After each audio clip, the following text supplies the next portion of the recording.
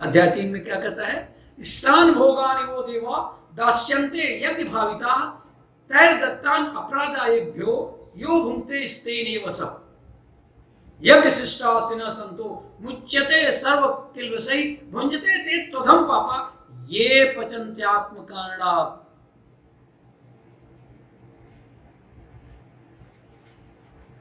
देवतागण भी यज्ञ से संतुष्ट और पुष्ट हो, हम लोगों को अभीष्ट योग प्रदान भोग्य वस्तुएं प्रदान करेंगे।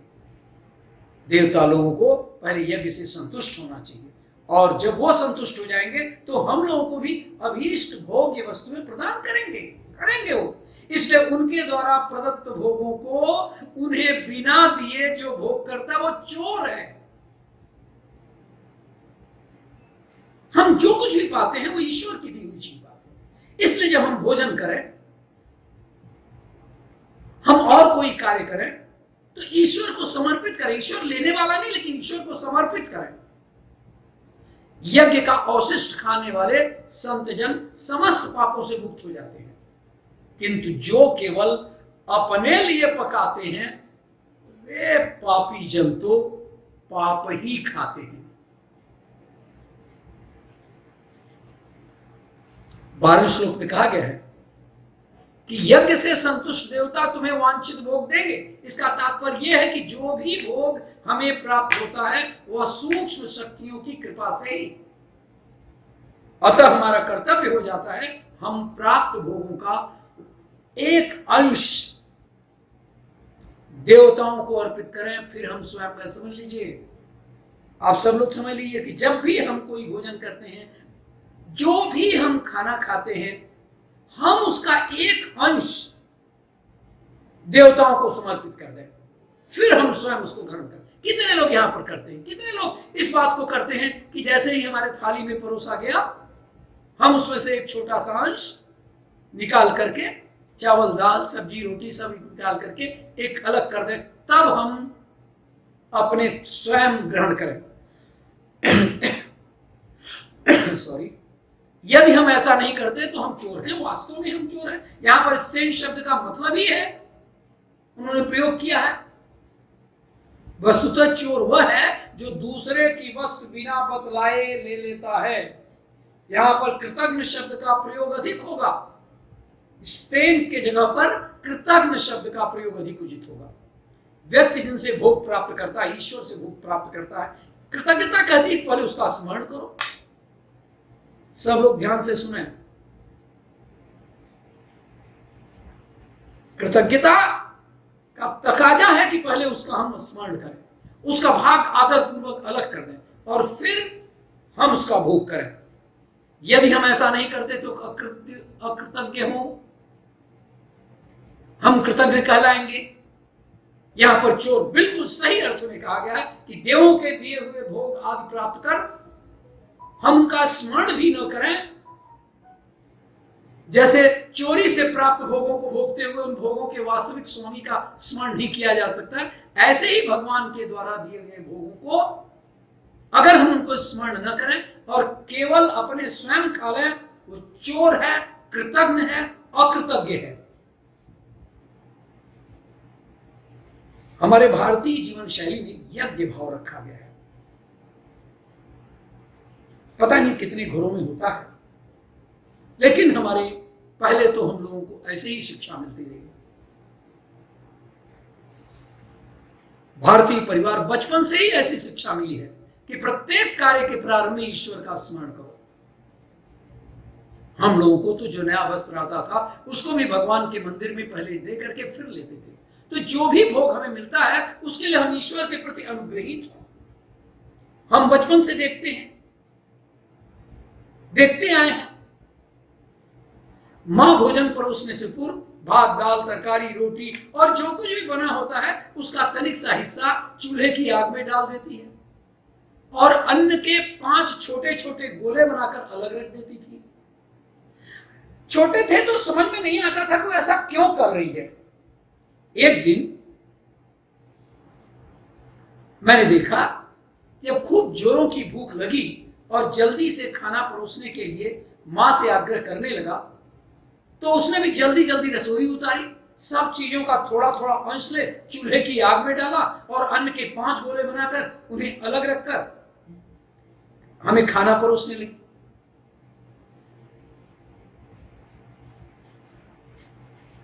मैंने पूछा क्यों ऐसा करती हो? मां बोली, देखो बेटे, अग्नि देवता हमारी रसोई को पकाकर हमें पोषण देते हैं, तो हमारे लिए उचित है कि नहीं कि उनके द्वारा तैयार की हुई रसोई का अग्रभाग उनको समर्पित कर उनके प्रति हम कृतज्ञता का ज्ञापन करें, है कि नहीं? फिर देखो, अपने घर में बिल्ली है, कुत्ते हैं, कौवे इधर उड़ते हैं आंगन में, अन्य पक्षी हैं, ये भी आस लगाए बैठते हैं कि उन्हें कुछ मिल जाए। सो ये 5 गोले उन सब के लिए है। मां पढ़ी लिखी नहीं थी और उसके भीतर भी यह यज्ञ भाव कितना दृढ़ता से अंकित था, आप लोगों के गौर करने की बात है। यह पूरा विश्व ही एक विराट यज्ञ चक्र है, विराट यज्ञ चक्र। अन्नात् भवति भूतानि पर्जन्यात् अन्न संभव यज्ञात् भवति पर्जन्यो यज्ञ कर्म समुद्भव। कर्म ब्रह्मोद्भव विद्धि ब्रह्माक्षर समुद्भवम तस्मात् सर्वगतम ब्रह्म नित्यम यज्ञे प्रतिष्ठितम। फिर क्या होता है? एवं प्रवर्तितम चक्रम नानुवर्तिति यह अघायुर इंद्रियारामो मोघम पार्थ सजीवित। भूतानि मतलब प्राणी, अन्न से उत्पन्न होते हैं और अन्न मेघ से, बारिश से, बारिश होती है तो अन्न पैदा होता है, और यज्ञ से पर्जन्य होता है, वर्षा होती है। यज्ञ कर्म समुद्भव, और यज्ञ कर्म से उत्पन्न होता है। तो फिर से समझ लें, अन्न से प्राणी उत्पन्न होते हैं, अन्न की उत्पत्ति मेघ से होती है, मेघ यज्ञ से होता है, और यज्ञ कर्म से उत्पन्न होता है। तो फिर कर्म को वेद से उत्पन्न हुआ समझो, और वेद को अक्षर से। इसलिए सर्वव्यापी वेद नित्य यज्ञ में प्रतिष्ठित है। जब ये हमारे अंदर होगा कि पूरी दुनिया ही एक चक्र है, तो जो इस श्लोक में इस प्रकार प्रवर्तित यज्ञ चक्र के अनुसार व्यवहार नहीं करता, वह पापी है, वह इंद्रियाराम है, इंद्रियों के वशीभूत है, तथा व्यर्थ ही जीवन धारण करता है। उसका जीवन निसंदेह पापिष्ट जीवन है, और यही है प्रकृति का यज्ञ जो सर्वत्र चला हुआ है, तथा जिसके कारण प्राण धारण संभव हो जाता है।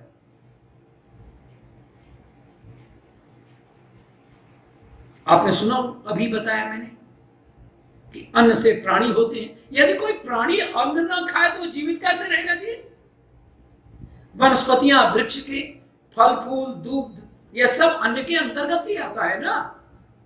अन्न से रस, रस से रुधिर, खून, खून से मांस, अस्थि, मज्जा आदि क्रम से, उसके बाद से अंत में शुक्र पैदा होता है, या शुक्र या वीर्य से प्राणी उत्पन्न होते हैं। इस प्रकार अन्न से प्राणियों का होना चिकित्सा शास्त्र की दृष्टि से भी सिद्ध हुआ है।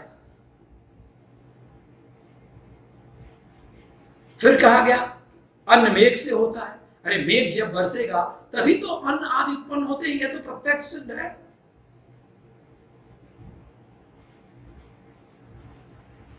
आइए आपको हम मनोभावों का प्रबल प्रभाव बताएं। हम यज्ञ में आहुति के माध्यम से मानो अपने अहम की ही बलि देते हैं। बहुत ही, जितने लोग बैठे हुए हैं ध्यान से सुनेंगे कि हम यज्ञ के आहुति देने से अपने अहम की संतुष्टि करते हैं। इस समर्पण का सूर्यादि देवताओं पर सुप्रभाव पड़ता है।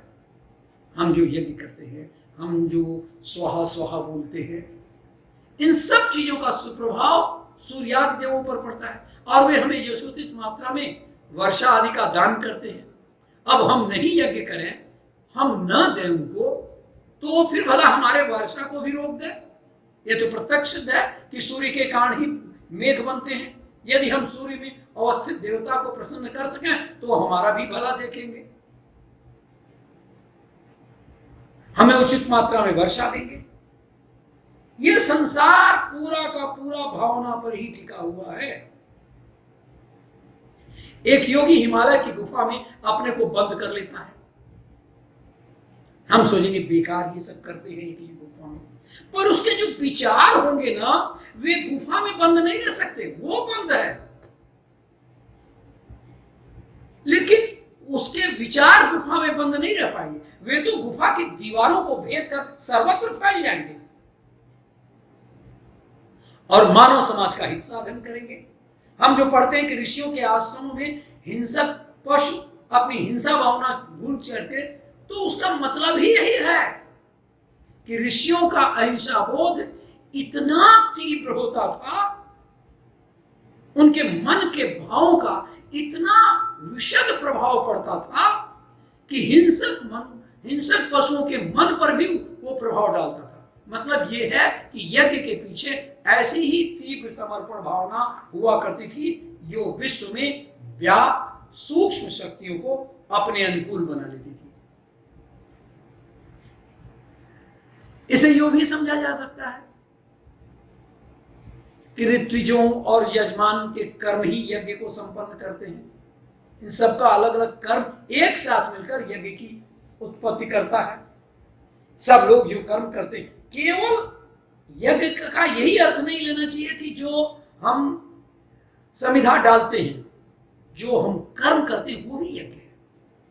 जो ऋत्विज हैं, यजमान हैं, साधु संत हैं, ये लोग भी, इनके कर्म भी यज्ञ को संपन्न करते हैं। इन सबका अलग अलग कर्म एक साथ मिलकर के यज्ञ की उत्पत्ति करता है। एक और बड़ा अच्छा शब्द आता है स्थिति प्रज्ञ। गीता में कर्मयोग का तो बहुत महत्व है, निसंदेह।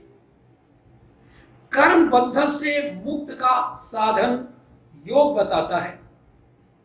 कर्मयोग से, कर्म बंधन से मुक्ति का साधन योग बताया गया है। कर्मों से मुक्ति नहीं, फिर से सुन लेंगे, बंधन से मुक्ति को साधन योग बताया गया है, कर्मों से मुक्ति नहीं। कर्म के जो बंधन है उससे मुक्ति ही योग है, कर्म के बंधन से मुक्ति। कर्म बंधन अर्थात हम जो भी कर्म करते हैं उससे जो शरीर और मन का पर प्रभाव पड़ता है, उस प्रभाव के बंधन से मुक्ति आवश्यक है। जहां तक अच्छा प्रभाव पड़ता है वहां तक तो सही है, किंतु योगी सभी तरह के प्रभाव बंधन से मुक्ति चाहता है। यह मुक्ति ही स्थिति प्रज्ञ योग है। सभी प्रकार के बंधन से वो मुक्ति चाहता है, इसलिए वे योगी ही स्थिति प्रज्ञ कहलाते हैं। अर्थात अविचलित बुद्धि और शरीर, भय और चिंता से योगी न तो भयभीत होता है, न ही उस पर वातावरण का कोई असर। जैसे जहाज को चलाने वाले के पास ठीक दिशा बताने वाला कंपास या यंत्र होना चाहिए, उसी तरह श्रेष्ठ जीवन जीने के तथा मोक्ष के अभिलाषी व्यक्ति के पास योग होना चाहिए। योग नहीं तो जीवन नहीं, योग नहीं तो जीवन दिशाहीन है। यही बात कृष्ण ने गीता में स्थिति प्रज्ञ के विषय में कही है। बुद्धि को निर्मल और तीव्र करने के लिए योग ही एकमात्र साधन है। योग संस्थित व्यक्ति साधारण मनुष्यों से विलक्षण दिखने लगता है। सर्दी हो गर्मी, मान हो अपमान, सुख दुख में जिसका चित्त शांत रहता है और जिसकी आत्मा इंद्रियों पर विजयी होती है, वह परमात्मा में लीन व्यक्ति योगारूढ़ कहा जाता है। योगी लोहा, मिट्टी, सोना इत्यादि को एक समान समझता है। मैं फिर से बता दूं, वह योगी नहीं जो पीतांबर ढाले और कोई कमंडल लिए चलते हैं, मैं उस योगी की बात नहीं कर रहा हूं। योगी लोहा, मिट्टी, सोना सबको एक समान समझता है। वह ज्ञान विज्ञान से तृप्त रहता है, वह जितेंद्रिय होता है, उसका आत्मा परमात्मा से युक्त होता है। बिना ज्ञान के योग शरीर और मन का व्यायाम मात्र है। अगर हम योग करते हैं और ज्ञान नहीं है हमें, हम क्यों कर रहे हैं, किसी ने बता दिया कि हम ऐसे करें और उसमें ज्ञान हमारा नहीं है, तो यह केवल और केवल कसरत है, व्यायाम है। यम और नियम के पालन और अनुशासन से ज्ञान प्राप्त होता है। यम और नियम के पालन या अनुशासन के बगैर भक्ति जागृत नहीं होती। गीता में कहा है, कर्म करो, चेष्टा करो, संकल्प करो, अभ्यास करो। क्या कहते हैं? कर्म करो, चेष्टा करो, संकल्प करो, अभ्यास करो, जिससे कि ज्ञान और भक्ति का जागरण हो। अभ्यास से धीरे धीरे आगे बढ़ो, इकट्ठे नहीं तुम चरम शीर्ष पर पहुंच जाओगे। कर्म में कुशलता ही योग है। कर्म से शरीर और मन को साधा जा सकता है और कर्म से ही मोक्ष प्राप्त किया जा सकता है। इसलिए जबरदस्त कर्म करो। बड़ा सुंदर दूसरे अध्याय का 56वां श्लोक है, दुखेषु अनुद्विग्न मनाः। क्या? दुखेषु अनुद्विग्न मनाः, सुखेषु विगत स्पृहः, बीत राग भय क्रोध, स्थित धीर मुनिरुच्यते। योगेश्वर भगवान श्री कृष्ण ने योग की शिक्षा और दीक्षा उज्जैन स्थित महर्षि संदीपनी के आश्रम में रहकर हासिल की थी। यह योग में पारंगत थे तथा योग द्वारा जो भी सिद्धियां स्वतः को उनको प्राप्त थी, फिर भी वह सबसे मुक्त थे। सिद्धियों से पार भी जगत है, वह जगत की चर्चा गीता में करते हैं, कहीं सिद्धियों की बात नहीं करते। वो मानते हैं कि चमत्कार धर्म नहीं है, चमत्कार योग नहीं है। बहुत से योगी बल द्वारा जो योग बल द्वारा जो चमत्कार बताते हैं, यह पूरी तरह से योग में वर्जित है। सिद्धियों का उपयोग प्रदर्शन के लिए नहीं, अपितु समाधि के मार्ग में आ रही बाधा को हटाने के लिए होती। भगवान कृष्ण राजा जनक का उदाहरण देते हैं। कहते हैं कि राजा जनक अनासक्त होकर कर्म करते थे और कर्म से ही उन्हें सिद्धि मिली। ये तीसरे अध्याय में है। उनके संबंध में कहा जाता है कि एक बार, आप लोग सब लोग सुनिएगा, उनके संबंध में एक बार कहा जाता है कि जब उन्हें सूचना दी गई कि राजप्रासाद में आग लग गई है, उनको बताया गया जनक को कि राजप्रासाद में आग लग गई है, तब उनके मुख से एक बड़ा ही अद्भुत शब्द निकल पड़ा। कहते हैं वो, मिथिलायाम प्रदग्धायाम न मे दहेत किंचित, अर्थात संपूर्ण मिथिला भी जल जाए तो मेरा क्या जला। वे नितांत महत्व ममत्व रहित थे। ज्ञानी जनक जी भी जब कर्म के द्वारा ही ज्ञान की इस सिद्धावस्था तक पहुंचे, तब भगवान कहते हैं, हे अर्जुन, तू ही कर्म क्यों छोड़ना चाहता है? यही है भगवान का तात्पर्य। अर्जुन ने पूछा, हे कृष्ण, किसके द्वारा परिचालित होकर मनुष्य न चाहते हुए भी बलपूर्वक काम करता है? ये बिल्कुल करीब करीब एक मास क्वेश्चन है। सभी लोग ये कह सकते हैं कि आखिर क्या करूं, ये तो मजबूर होकर के मैं ये काम करता हूं। तो अर्जुन ने भी पूछा कि हे कृष्ण, किसके द्वारा परिचालित होकर मनुष्य न चाहते हुए भी बलपूर्वक काम करता है? भगवान का उत्तर था, वो काम है, वो क्रोध है जो रजोगुण से उत्पन्न हुआ है। इसी को अपना शत्रु मान। हमारे न चाहते हुए भी हमें पाप में ले जाने वाला वो काम है। काम का अर्थ है तृष्णा। काम और क्रोध तृष्णा के ही दो रूप है। तो जब हमारी तृष्णा की आपूर्ति में कोई बाधा है, अड़ंगा आता है, तो हमें क्रोध उत्पन्न होता है। इसलिए यह मनुष्य को सदा नचाती रहती है। फिर उन्होंने कहा, एक काम समझ लो अर्जुन, महापेटु है, बहुत खाता है, लेकिन तृष्णा नहीं मिटती है। उसको जितना भी खिलाया जाए वो उतनी ही बढ़ती जाती है। महाभारत में राजा ययाति की कथा आती है, आप लोग सुने होंगे, नहीं सुने होंगे तो जानिए। महाभारत में जो राजा ययाति की कथा आती है, वो काम का ऐसा मारा हुआ है कि बूढ़ा हो गया। बहुत विस्तार में नहीं बताया जा सकता, पर तृष्णा उसकी नहीं मिटी, और तब वह अपने छोटे पुत्र कुरु का जीवन ले लेता है, बदले में उसे अपना बुढ़ापा दे देता है। पर भोग की तृष्णा ऐसी है कि बढ़ती ही जाती है। तब उसके बाद से ययाति की आंखें खुलती है, वह कौंधता है, कामनाओं का शमन कामनाओं को भोगने से नहीं होता। कौन कहता है? राजा ययाति कहते हैं। बल्कि जैसे राजा आगे कहते हैं, जैसे आग में घी डालने से वह और भी प्रज्वलित हो जाती है, उसी प्रकार वासना भी भोग करने से बढ़ती है, उसका शमन नहीं होता। पृथ्वी में जितना भी अन्न है, सोना है, माणिक्य है, पशुधन है, स्त्रियां हैं, ये सब के सब मिलकर एक व्यक्ति के लिए पर्याप्त नहीं है। अतः हर हालत में तृष्णा का त्याग करना चाहिए। भगवान ग्रह नक्षत्रों का भी उदाहरण देते हैं।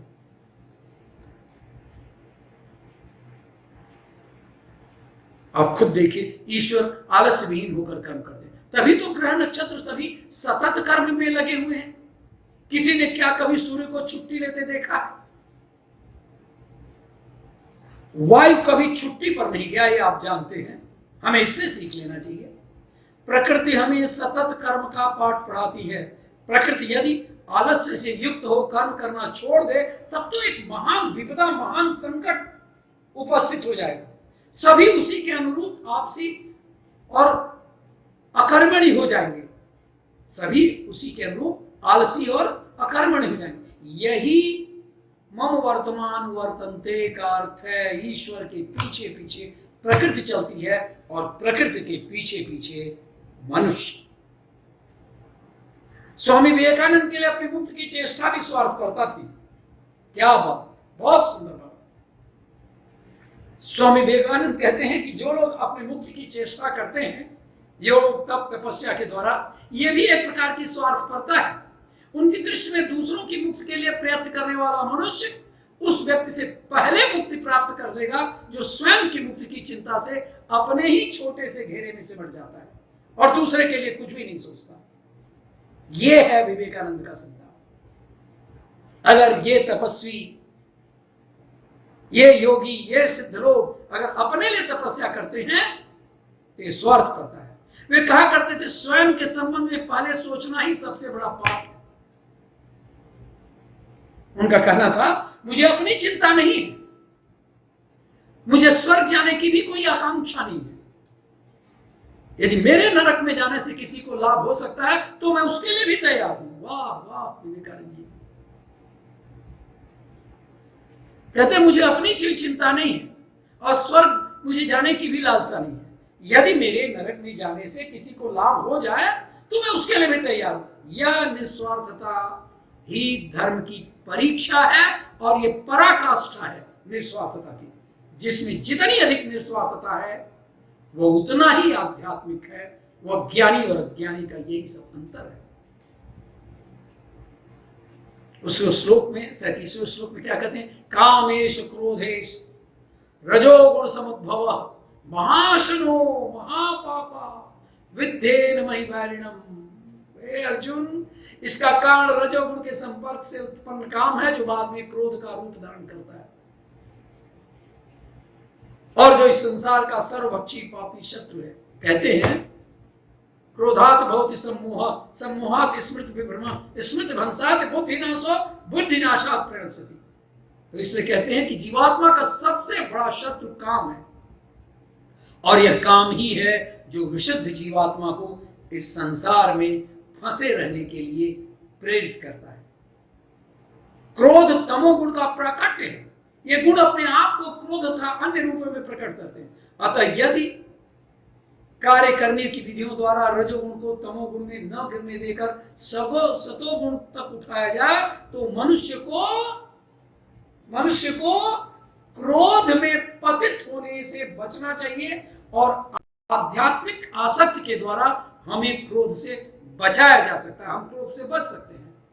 भगवान ने इस सृष्टि की रचना जीवात्माओं के लिए इन कामपूर्ण रुचियों की पूर्ति हेतु सुविधा प्रदान करने के निमित्त की, और जब जीवात्माएं दीर्घ काल तक काम कर्मों में फंसे रहने के कारण पूर्णतया ऊब जाती हैं तो वे अपना वास्तविक स्वरूप जानने के लिए जिज्ञासा उत्पन्न करती हैं। यही जिज्ञासा वेदांत सूत्र का प्रारंभ है। अतः काम का उद्गम भी परम ब्रह्म से हुआ। लीजिए साहब, ये काम की चेतना भी, काम का भाव भी परम ब्रह्म से हुआ। श्री कृष्ण अर्जुन को प्रेरित करते हैं कि वह शत्रुओं पर अपना क्रोध भगवान को प्रसन्न करने के लिए करता है। क्या बात! यानी अगर क्रोध दिखाना है शत्रुओं पर अपना क्रोध, तो भगवान को प्रसन्न करने के लिए करता है। सब चीज हम भगवान को समर्पित कर देते हैं। कहते हैं धूमेना व्रियते वही अर्थार्थो दर्शो मलेन च यथोल्बेना वृतो गर्भस्तथा तेनेदमावृतम। 38वां श्लोक है ये। जिस प्रकार अग्नि धुएं से, अर्थ इसका, जिस प्रकार अग्नि धुएं से, दर्पण धूल से अथवा भ्रूण जो मां के गर्भ में स्थित बच्चा है गर्भाशय से आवृत रहता है, उसी प्रकार जीवात्मा इस काम की विभिन्न मात्राओं से आवृत रहता है। इसका अर्थ यही है विशेष रूप से कि जीवात्मा के आवरण की 3 कोटियां हैं जिनसे उसकी शुद्ध चेतना धूमिल होती है। मतलब जीवात्मा स्वयं में धूमिल नहीं हो तो शुद्ध चेतना है, लेकिन किससे धूमिल हुई है? यह आवरण काम का है जो विभिन्न स्वरूपों में होता है तथा अग्नि में धुआं, दर्पण पर धूल और भ्रूण पर गर्भाशय का जिस तरह असर होता है, उसी तरह से मन रूपी दर्पण को अनेक आध्यात्मिक विधियों से स्वच्छ करने की प्रक्रिया के समान है। इनको साफ करना चाहिए। गर्भाशय द्वारा आवृत भ्रूण का दृष्टांत असहाय अवस्था से दिया गया है, क्योंकि गर्भ में स्थित शिशु इधर उधर हिलने के लिए भी स्वतंत्र नहीं होता। जीवन की यह अवस्था वृक्षों के समान है। आखिरकार वृक्ष भी जीवात्मा है, किंतु उनके काम की प्रबलता को देखते हुए उन्हें ऐसी जीवन मिली है जो प्राय चेतना शून्य होते हैं। यदि अग्नि के धुएं को ठीक से नियंत्रित किया जाए तो अग्नि जल सकती है। अतः यह मनुष्य जीवन जीवात्मा के लिए ऐसा सुअवसर है जिससे वह संसार के बंधन से छूट सकता है। कहते हैं भगवान कर्मयोग के 39वें श्लोक में, आवृतम ज्ञानमेतेन ज्ञानिनो नित्य वैरिणा। आवृतम ज्ञानमेतेन ज्ञानिनो नित्य वैरिणा काम रूपेण कौन्तेय दुष्पूर्णा नलेन च। मनुस्मृति में कहा गया है कितना भी विषय भोग क्यों न करें, काम की तृप्ति नहीं होती। जिस प्रकार के निरंतर ईंधन डालने से अग्नि कभी नहीं बुझती, उसी प्रकार से यह काम अज्ञान का प्रतीक है जिसके द्वारा जीवात्मा को इस संसार में रखा जाता है। इंद्रिय तृप्ति का भोग करते समय हो सकता है कि कुछ देर के लिए, कुछ क्षण के लिए प्रसन्नता की अनुभूति हो, किंतु यह प्रसन्नता की अनुभूति ही इंद्रिय भोक्ता का चरम शत्रु है।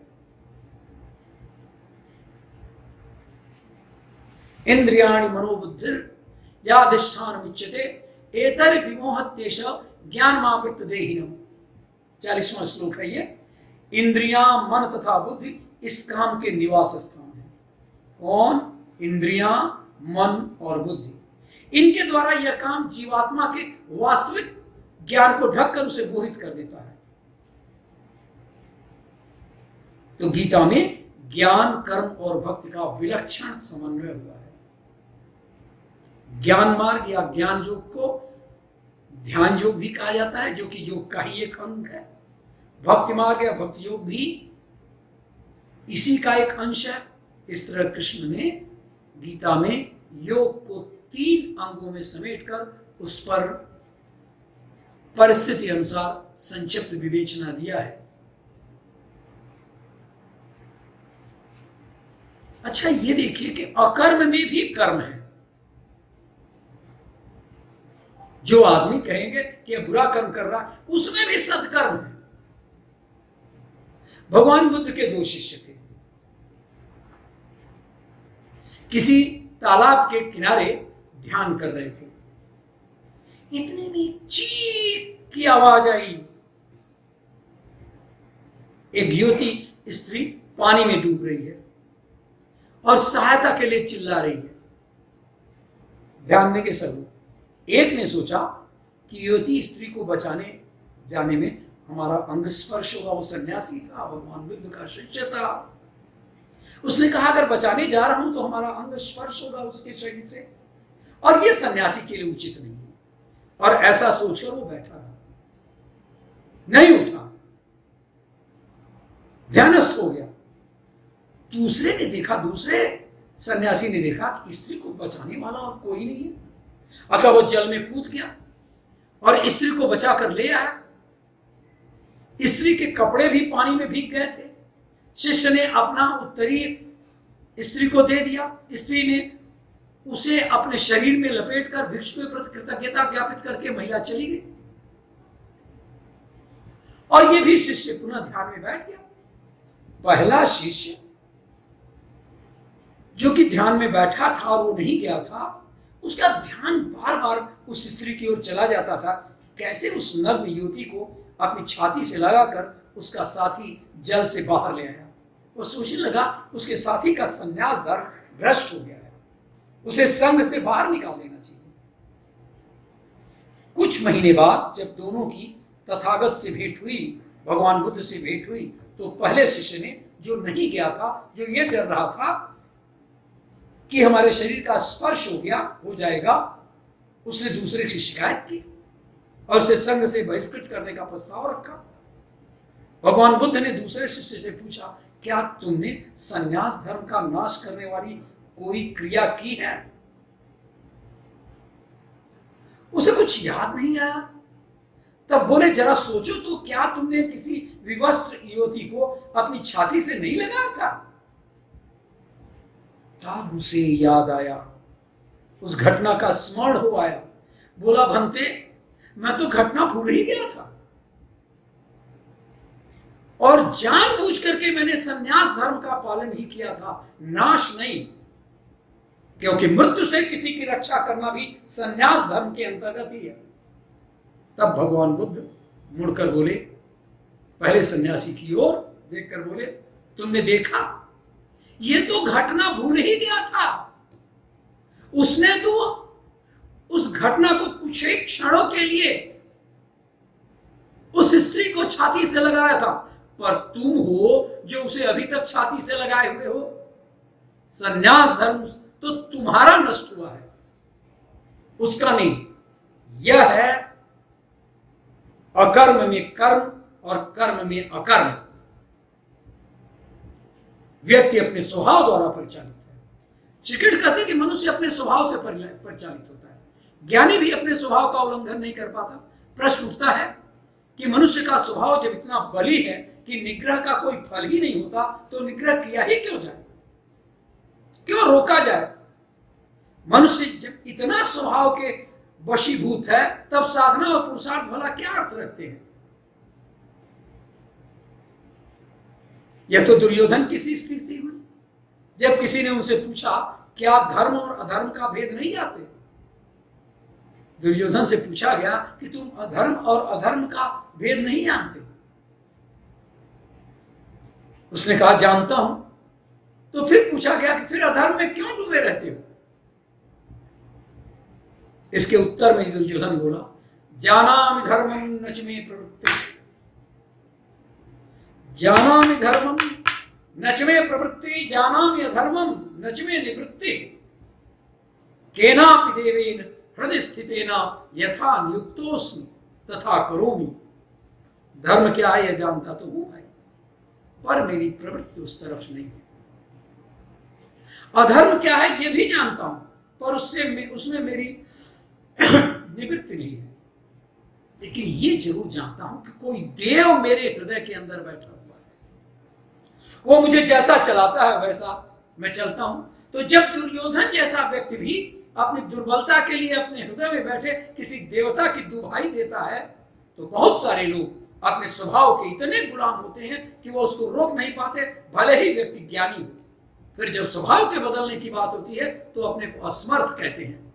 भीष्म पितामह, द्रोणाचार्य और दुर्योधन को अधर्म का पक्षधर मानते हुए भी उसी का पक्ष लेकर युद्ध करते। ये लोग जानते थे कि अधर्म है और धर्म की दुहाई भी देते हैं। यह ज्ञानी की तो स्वभाव परिवशता का दूसरा उदाहरण है। अतः इस प्रकार कर्मयोग के बारे में जहां तक मुझसे संभव हुआ मैंने विशद चर्चा किया और ये बताया, निष्कर्ष यही है कि कर्म फल का त्याग। फिर से एक बार उसको मैं उद्धृत कर दूं, कर्मणेवाधिकारस्ते, कर्म पर अधिकार है, मा फलेश कदाचन, फल आपका नहीं है। वो ईश्वर के प्रति हम उसको अर्पित कर दें तो कर्मणेवाधिकारस्ते मा फलेश कदाचन, मां कर्म फल हेतु होना। और उस कर्म फल अगर आपको अच्छा मिला या बुरा मिला जो भी है, आप सारे कर्मों को ईश्वर के प्रति आप समर्पित कर दें तो मां कर्म फल हेतु होना ते संगोस्त कर्मणि। और जब ये भी न कहें कि जब सब कुछ कर्म फल ईश्वर के अधीन है तो मैं कर्म फल क्यों करूं, नहीं, मां संगोस्त कर्मणि। अकर्म के बारे में, कर्म न करने के बारे में भी आपकी संगता, आपका अटैचमेंट, आपका भाव नहीं होना चाहिए। कर्मणेवाधिकारस्ते मा फलेषु कदाचन मा कर्म फल हेतु।